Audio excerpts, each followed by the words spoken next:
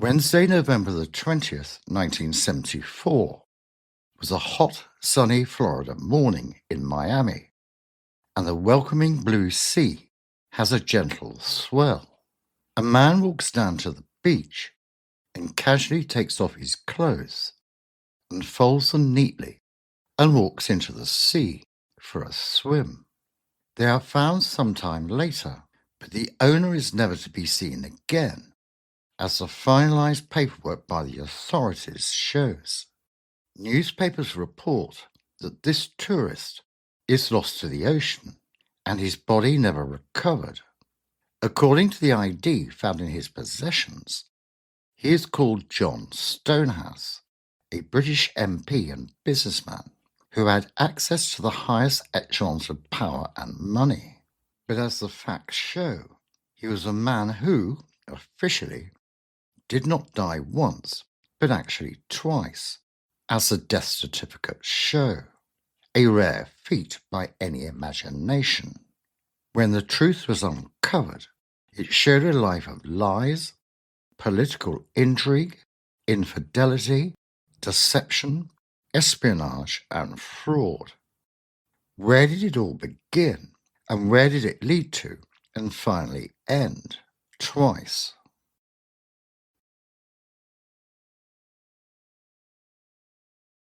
He was born on the 28th of July, 1925, in Southampton, the second son and youngest of 4 children of dockyard engine fitter William Stonehouse and his wife Rosina. His father was the local secretary of a trade union. He had a state school education. At age 16, he joined the Labour Party. From 1944 to 1946, he served in the Royal Air Force as a pilot, after which he studied for a degree at the London School of Economics. During his time there, he was the chairman of the Labour Society. Contemporary accounts recall his desire to become a member of Parliament. He married his wife Barbara in 1948, and they had 2 children. Stonehouse stood unsuccessfully in 1949 in the London County Council elections, and again unsuccessfully in 1950 and 1951 in various by-elections. He was finally elected as a Labour MP for Wednesbury in the West Midlands in a 1957 by-election. In February 1959, Stonehouse travelled to Africa on a fact-finding tour, in which he condemned the white minority government of southern Rhodesia, which is now Zimbabwe. He encouraged indigenous Rhodesians to stand up for their rights and said they had the support of the British Labour Party, and was promptly deported and banned from returning. He served as a junior minister for aviation, where he was involved in the British Overseas Airways Corporation's order of Boeing 707 aircraft from America, against his own recommendation that they should buy the British-made Vickers VC-10. This led to accusations by Stonehouse against some of his colleagues about the seemingly questionable reasons, in his view, behind this decision. He continued his career as an MP, and in March 1968, Stonehouse negotiated an agreement providing a framework for the long-term development of technological cooperation between Britain and Soviet-controlled Czechoslovakia, providing for the exchange of specialists and information, facilities for study and research in technology, and other forms of industrial cooperation which might be agreed. His involvement in this would be questioned at a later date. Stonehouse's rise continued while in the Colonial Office, and in 1967 he became Minister for Technology under Prime Minister Harold Wilson. He later served as Postmaster General at the age of 43 and was being tipped as a future Prime Minister. The position was abolished by the Post Office Act in 1969, and he became Minister of Posts and Telecommunications in 1970. Apart from introducing first and second class letters, he oversaw the controversial jamming of the offshore pirate radio station, Radio North Sea International. But away from the public image, it was a very different story. The rot began to set in when a defector from communist Czechoslovakia's Secret Service, Joseph Frolik, who had been debriefed by the US security services, claimed in 1969 that the country had recruited the MP as an informer, with the code name Agent Twister. Stonehouse protested his innocence to Prime Minister Harold Wilson, who believed him.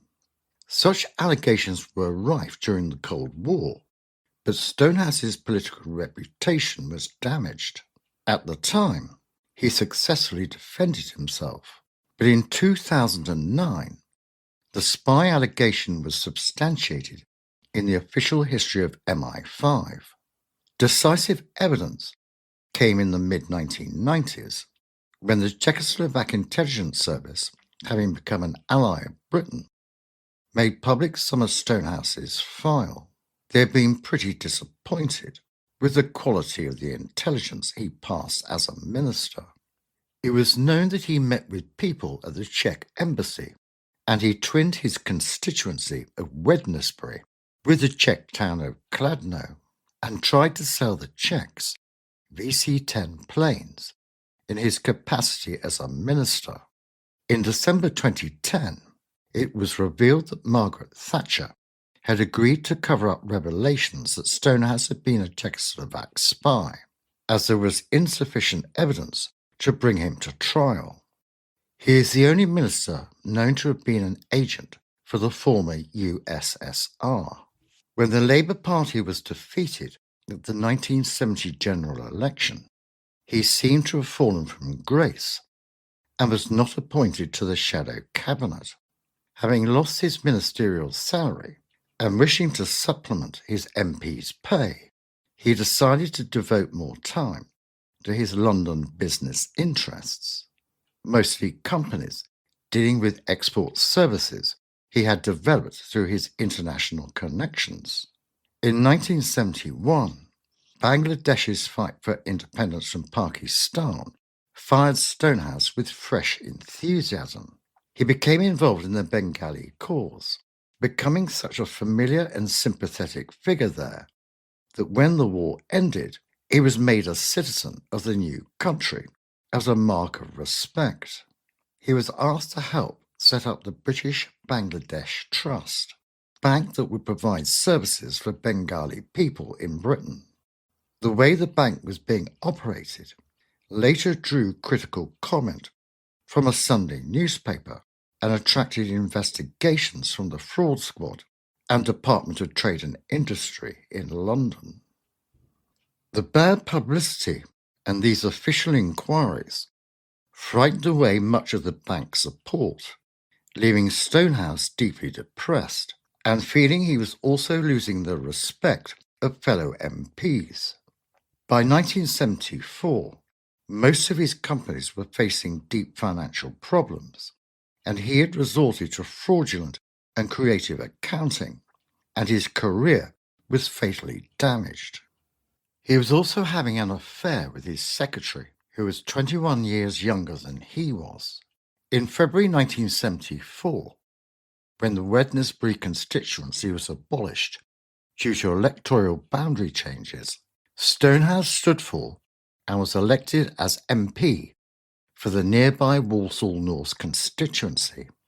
With Labour a minority government, another election was called, and Stonehouse was re-elected with an increased majority of nearly 16,000 in October. His last parliamentary contribution was at Prime Minister's Questions on the 14th of November, a few days before leaving for a business trip to Miami.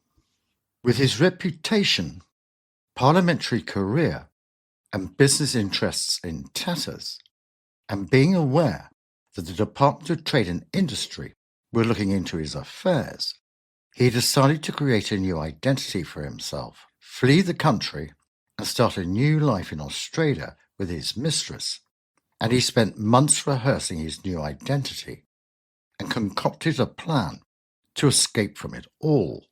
Stonehouse realized it was possible to steal the identity of someone who had died and would have been around the same age as he was. As an MP, he was able to get the names of men in their 40s who had died recently in his constituency, and he duly tracked down Jean Markham, the widow of Joseph Markham, and Elsie Muldoon, the widow of Donald Muldoon, the two men whose identities he would use for his new life. First, he forged a passport application in the name of Markham, a foundry worker who had recently died in his constituency. He turned this new identity into a globe-trotting export consultant with bank accounts in London, Switzerland, and Melbourne. He then established another identity in the name of Muldoon, who had just passed away. To help fund this new life, Stonehouse transferred large amounts of cash from his businesses into a series of bank accounts. It has been suggested that his behavior can partly be attributed to his addiction to the now banned prescription drug Mandrax, as well as his consumption of Mogadon, which caused a breakdown and led to some of his bizarre decisions, which all led to his depression, paranoia, and mental confusion. Then came the trip to Miami with the bogus passports. Stonehouse maintained a pretense of normality until he faked his own death on the 20th of November 1974, leaving a pile of clothes on a Miami beach to make it appear he had suffered a terrible misadventure while swimming. There was no trace of the 49-year-old, and he was presumed dead, and obituaries were published in British newspapers, despite the fact no corpse had been found. In reality, Stonehouse was on his way to Australia, some 9,000 miles away, hoping to set up a new life with his 28-year-old mistress and secretary, Sheila Buckley. His wife Barbara was in no doubt that there had been a tragic accident, but the ruse would last barely a month. In London, police had their own suspicions. Buckley kept insisting to friends that he was dead, but she knew the real story. Some of her clothes had been packed in a trunk and shipped to Australia a month before. She had transatlantic telephone calls from him, and she had also sent him semi-coded letters through one of his 2 Australian bank accounts. It was having those accounts in different names, Markham and Muldoon, that eventually put Melbourne police on his trail. Using false identities, Stonehouse has set about transferring large sums of money between banks as a further means of covering his tracks. Under the name of Clive Muldoon, he deposited 21,500 Australian dollars in cash at the Bank of New Zealand. The cashier who handled the money later spotted Muldoon at the Bank of New South Wales. Inquiries led the teller to learn that the money was in the name of Joseph Markham, and he informed the local police. Stonehouse visited Copenhagen with Buckley around this time and returned to Australia unaware that he was now under surveillance. He was arrested in Melbourne on the 24th of December 1974. The Australian police initially suspected him of being the infamous peer Lord Lucan, who had disappeared a fortnight before Stonehouse following the murder of his children's nanny. They contacted Scotland Yard, requesting pictures of both Lucan and Stonehouse. On his arrest, the police instructed Stonehouse to pull down his trousers in an attempt to establish whether or not he was Lucan, who had a 6-inch scar on the inside of his right thigh. At the time, they were on the lookout for the infamous missing peer, who had coincidentally vanished on the 8th of November. The police thought the debonair Englishman spotted signing dodgy checks might be him, Stonehouse had to confess his true identity. Later, at Melbourne Police Headquarters, he asked whether he could phone his wife in the UK. Although he didn't realise it then, the telephone conversation in which he made his bombshell revelation to her was taped. He said, "Hello, darling. Well, they picked up the false identity here. You had realised from all this time I had been deceiving you. I'm sorry about that, but in a sense I'm glad it's all over." For a few days, Stonehouse was kept in a detention centre before being released on bail. He was joined in Australia by his family and later by his girlfriend. A month after his reappearance, he sat down for an interview with BBC's Australia correspondent, Bob Friend. He blamed his actions on having developed a divided personality, with the new personality providing a release to the old personality, which was under stress and strain of considerable proportions. Asked how he could put his wife and family through such anguish, he said, "I was trying, by disappearing, to make their lives easier by taking away some of the tensions that I gave them from my old personality." Stonehouse was still an MP, but rejected any suggestion that he should give up his parliamentary salary, while 12,000 miles away from his constituency. On the 17th of July the following year, he was extradited back to Britain, escorted by Scotland Yard police officers. Subsequently, he was remanded in Brixton Prison until August, when he was released on bail. Stonehouse continued to serve as an MP, and on the 20th of October, he made a personal statement to the House of Commons, stating his reasons for his actions. His first parliamentary oration since his disappearance almost a year earlier. Although unhappy with the situation, the Labour Party did not expel him, as their parliamentary majority was wafer thin. Then there was the inevitable court case, and it lasted 68 days. When it came to it, Stonehouse fired his legal team against their informed advice and conducted his own defence on 21 charges of fraud, theft, forgery, conspiracy to defraud, causing a false police investigation, and wasting police time. During the trial, he made the longest doc statement in British legal history, lasting an unprecedented 6 days. This ancient right was later abolished as a result.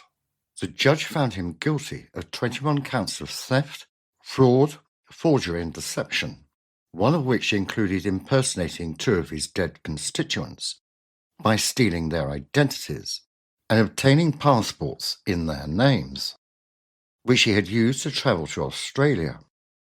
On the 6th of August 1976, Stonehouse was sentenced to 7 years in prison and received a bankruptcy order.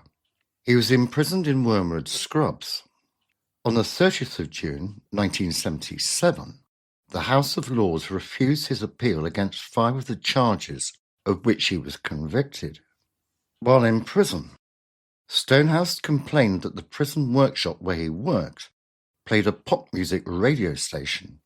He made acquaintance with Moore's murderer Ian Brady, and the pair played chess together until Brady was transferred elsewhere. Stonehouse's eventual resignation as a Labour MP, while still in prison in 1976, caused Prime Minister James Callaghan's Labour government to lose its slender majority, forcing them into a coalition with the Liberal Party. A subsequent by-election was won by Robin Hodgson, a Conservative. Sheila Buckley, due to her affair with Stonehouse, was arrested, as it was presumed that she was an accomplice in her lover's conspiracy to deceive. She was given a suspended sentence when the judge decided she'd been controlled by her boss. Still, she married him following his release from prison in January 1981, and gave birth to their son shortly after. Stonehouse's wife, perhaps unsurprisingly, had already divorced him. When his health deteriorated, Stonehouse was moved to Blunderston Prison in Suffolk in 1978. In August 1979, 3 years after his conviction, Stonehouse was released early because of good behaviour and because he had suffered 3 heart attacks. He had the first on the 18th of April 1977, a second one 4 days later, and a massive heart attack on the 13th of August 1978, which required him to spend 3 days in hospital. He underwent open-heart surgery in November, which lasted for 6 hours. On his release, Stonehouse was a volunteer fundraiser for the East London-based charity Community Links. He joined the Social Democratic Party, which later amalgamated with the Liberal Party to become the Liberal Democrats. In June 1980, he was discharged from bankruptcy. Over subsequent years, he wrote 3 novels and made numerous television and radio appearances during the rest of his life, mostly in connection with discussing his disappearance. He died of a heart attack on the 25th of March 1988 at the age of 62. He had collapsed on set during the recording of a program about missing people. He was given emergency medical treatment at the studio, and an ambulance was called. He was diagnosed as having suffered a minor heart attack and was kept in hospital overnight.